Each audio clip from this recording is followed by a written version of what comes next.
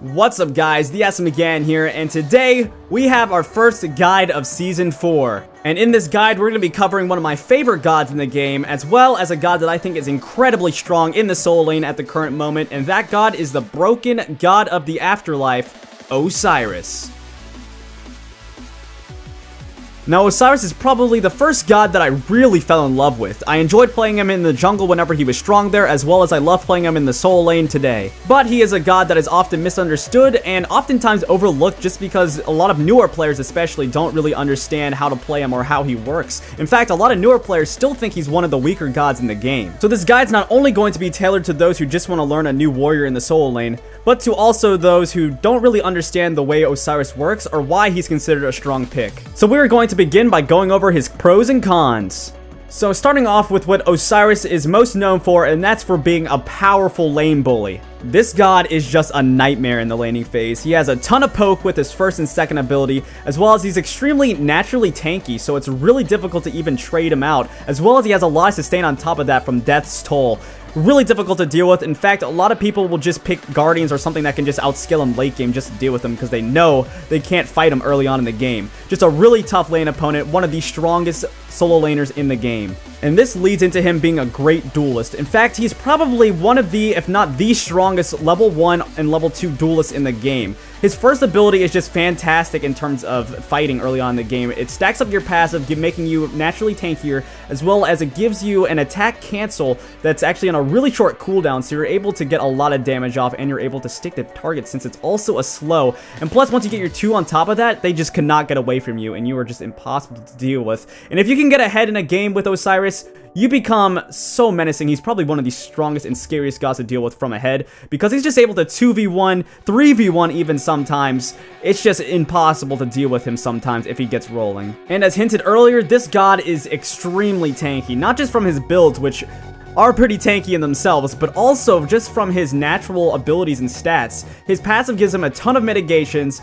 as well as his third ability also gives him mitigations, and it gives him an actually rare type of mitigations that's able to block all types of damage, even true damage, from something like Bakasura's Butcher Blades. Extremely tanky god, and it's one of the reasons why he's so difficult to shut down, because if he gets rolling, like I said earlier, he can take on 2 people sometimes, and even up to 3 if he's really far ahead, because he gets really tanky, as well as he's able to do a consistent, decent amount of damage. Osiris is also a natural counter to hunters. Every single item you can think of that is good against hunters, Osiris can build it effectively. So Nemean Lion, Witchblade, Frostbound, whatever you need, Osiris can definitely pick that up somewhere in his build because he has a very versatile build. And he's also very difficult to run from, especially if you're a god with no escape, such as an Amuzen Cobb or an Artemis. So really strong god into hunters. If you see 2 hunters on the other team, I would definitely recommend having an Osiris on your team. Of course, with all these strengths, Osiris does have some weaknesses that players do have to overcome in order to play Osiris effectively. And when talking about Osiris's weaknesses, the first thing you have to bring up is his low mobility. This is a weakness that becomes more relevant as the game progresses, as Osiris is prone to being hit by abilities such as Agni's bombs or Zeus's ultimate in the later game team fights, just because he doesn't have that mobility to escape them, such as a Sun Wukong or something like that. He does have his ultimate, which is okay for diving backlines or escaping, but it's not always a tool that you can use to escape situations, like I said, Agni bombs or Zeus's ultimate. So you definitely need to look out for that, and it definitely impacts the way you play team fights later on. Osiris also doesn't have much hard CC. All he has is the stun on his third ability, which you have to have time to set up as well. So in later game team fights, it does become a bit of an issue as you don't have as much control, such as like a Hercules or a Matarasu, so you do need to worry about that, although it does allow you to effectively zone, which you do have your strength in that way, but it's really difficult, especially if you're behind, to play in these team fights without that kind of control, because you kind of just die. You kind of just walk at enemies and die, so you always want to try and get ahead early, because that is a huge weakness. If you do fall behind, team fights are a lot more difficult. Now that we went over Osiris' strengths and weaknesses, we can now go over the items that I find most effective on this god. So I start off every single game with Death's Toll, because if you look at Osiris' kit, what is he missing? Sustain. For a solo laner, he's missing sustain. Well, Death's Toll completely eliminates that issue, and in fact, it makes it even better. His sustain is probably one of the highest in the game for a soul laner, and it's just off of Death's Toll.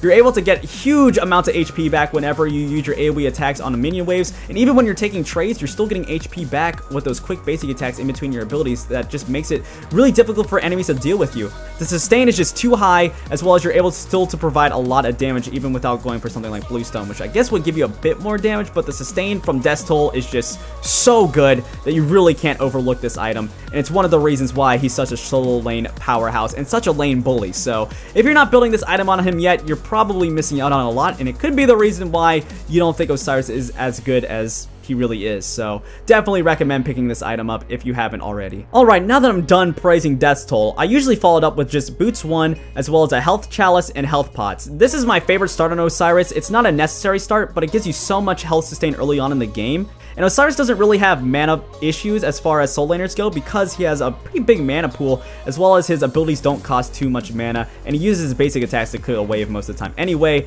And Death's Toll, I mean, that's a lot of mana sustain in itself, so not really too much of a mana issue. He also doesn't usually lose his mana buff because he's such a strong early game laner, so he tends to get that online as well. So I definitely recommend trying that start out. If you could go for a Health Chalice multi-potion or Health Potion multi-potion start as well, and in some cases it is a bit better, just depending on what you're playing against. But if you haven't already, definitely recommend trying out the Health Chalice Health Pot start. It will actually just blow your mind how much sustain you'll have and how much presence and power you'll have early on in the game, as you're going to be able to take fights in the wave a lot earlier than you could before. Another start you can go that I don't use too often, but it is a good way to cheese your opponent and maybe start snowballing, and that's to go for the tier 2 Sunder start. You go tier 2 Sunder with the Death's Toll as well as some health and multi-potions, and you can possibly get an early kill with this. It's not always going to be consistent, of course, and if you don't get the early advantage with it, it's going to not be worth it in the end, as you get your boots a bit later on, or Mark of the Vanguard, depending on what you're going for. So not always the best option, but if you have the chance to try it out, I definitely recommend it. It does depend a lot on your jungler as well as their jungler and where everyone's starting, but if you play your cards correctly, you can get an early kill, which can start a snowball that can be a quick 10-minute game. Now, getting into the core items, I go Warrior Tabi almost every single game. I just feel like it's the best boots option right now, especially after the buff to Osiris. It gives you so much damage on your abilities early on in the game. It allows you to really control the lane and provide a lot of poke to the enemy. Ninja Tabi can be better in certain situations, as well as you can sell out Warrior Tabi later on for the Ninja Tabi if you go for a Chin Size or something and you want to proc that a bit more often. But for now, I really like the Warrior Tabi, at least in the early game stages to mid game stages, as it just gives you so much damage in the lane as well as a lot of poke. The next item in the build all depends on the matchup, so there are a lot of options. I do use Nimi Line the most often though, as it gives you a lot of physical protections for a very reasonable price, as well as a passive that is super great as the game progresses. It helps you a lot against the hunters, it helps you in lane to box, so a really strong item. However, you can't always build this item effectively, so you have to look for other options, especially in games you're against a Guardian or a Mage in the soul lane. If you're against a Guardian, something like Mark of the Vanguard as your first item is not bad, because it allows you to build towards the rest of the team that's going to be doing more damage to you. So Mark of the Vanguard, definitely still a good option after its nerf, as well as if you're against a magical god and they have healing, maybe an Aphrodite, Pestilence, of course a good option, or you could go for something I tried out that's Mark of the Vanguard and Witchblade, not too bad into the Aphrodite, as well as if you're snowballing, you can get an Ichabod, you can go Frostbound a bit earlier on in the game. There's a lot of different options with Osiris early on in the game, even Breastplate for more damage, more poke I should say. That would be a really good option as well. So, like I said, a lot of versatility in this guy's build, but it really depends on the matchup you're in, and you want to make sure that you're building correctly for the right situation. Outside of the core items, it just really comes down to counter building. I left some options on the table in the offensive and defensive trees that I think are okay on Osiris. I mostly focus on defensive items though, because of course Osiris is a frontliner who doesn't have the ability to avoid too much damage, so you do want to make sure to have a good amount of tankiness in your build. Maybe a later game Chin Size or something can be an option for you, or the Executioner if you want to give your team a bit more damage. So just really look at what your team needs and at what the enemy team provides, so you can build effectively and appropriately for the situation. For relics on Osiris, my first relic is almost always the teleport, because that rotation power from that item, as well as being able to return to the lane at a moment's notice, is very, very strong. As well as we talked about the Sunder Start, that's pretty much the only 2 relics I'll go at level 1. And then for my second relic, the Thorns I think is really good depending on the team you're against. It can provide a lot of damage to the enemy, so definitely look to pick that item up in a lot of situations. As well as Meditation and Shell. Meditation's always good. Just look at your team composition. If you think you need it, if you think you need the extra sustain, pick that item up. It's not a bad relic. And then Shell, it's mostly if your support doesn't have it, because in certain situations, Shell is just mandatory. Some gods just get countered so hard by Shell, so if your team doesn't have a Shell and you really need it for composition, maybe with a Zeus or a Zhang Kui, make sure to pick that up because it's going to hurt a lot if you don't have that in your team's inventory. Now that we have gotten through the items, we can finally get into the tips and tricks of playing Osiris and the things that I find that make Osiris a lot more effective whenever you're playing him.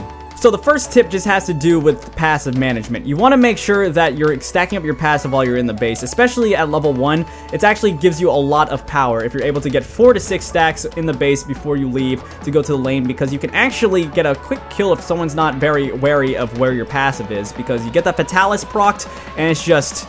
you're just going to run people over. So make sure to try and stack up your passive when you leave the base. Even after level 1, just spam all your abilities before you leave and get a good amount of passive stacks online, because it makes you a lot tankier, as well as it makes you a lot more of a threat in lane. You also want to weave in basic attacks between your abilities, because Osiris is all about attack canceling. Not only does it improve the amount of damage you're able to do to opponents, but it also allows you to stick to opponents a lot more effectively. If you have Frostbound Hammer, you're able to get your 1 slow off, and then you're able to get the Frostbound off, which does stack. So very important to have this mechanic down on Osiris, as it does give you those benefits. And returning to the passive, I believe it's the most misunderstood ability in Osiris's kit.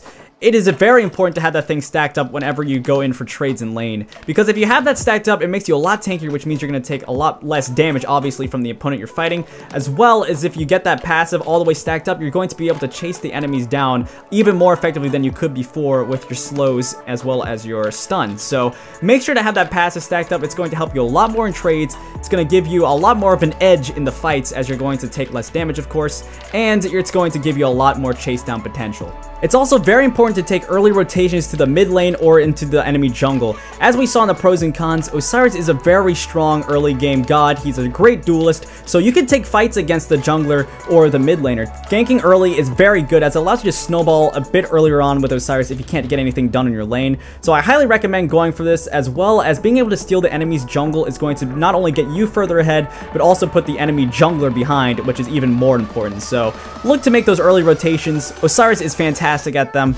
and definitely you're missing out if you don't go for those types of plays. And moving more towards the later game stages, you want to make sure not to just ult in blindly. First of all, the ultimate's pretty difficult to actually land in a lot of situations. Most gods can just escape whenever they see you jumping in, so if it doesn't have any setup, it's not the easiest thing in the world to land. But another thing is, if you just dive in blindly, chances are you're gonna die, so you want to make sure that you have a team to support you if you go for that kind of play. A lot of times I'll just save it until we're into the team fight, just run at the enemy for the time being, and if I see the opportunity either to prevent healing from the enemy, or I'm able to actually secure a kill with an ultimate to root an enemy or something so my team can get something out of it, that's when I'll use my ultimate. But other than that, I want to make sure to be very careful when I'm going for plays with it, and not just throwing myself out there and ending my life, because that can make a big difference later on in the game whenever everyone's at full build, because if one person dies, it really puts your team at a disadvantage. So always be careful when using your ultimate. For leveling on Osiris, I tend to put a level into my first ability, Sickle Strike, at level 1, but then I go and max out Spirit Flail first, then Sickle Strike, Judgment Tether, and then my ultimate, Lord of the Afterlife. This gives you a lot of poke in lane and allows you to get a bit tankier early on in the game. I don't think the ultimate's very useful early on for the damage. Not the easiest thing in the world to land, and you use it a lot of times just to escape over walls and such, so I think leveling up the abilities before the ultimate is the better option on Osiris. So that wraps up my Osiris guide. I hope you enjoyed, and I hope this helps you out, as Osiris is a god that I think is a lot of fun and has a really good spot in the meta right now. So if you're looking for a soul laner, highly recommend you trying out Osiris, and I hope this is very helpful for you. So anyway, this has been the SMeGan with my Osiris guide. I hope you enjoyed, so please like, comment, and subscribe, and I'll see you guys next time. Peace out.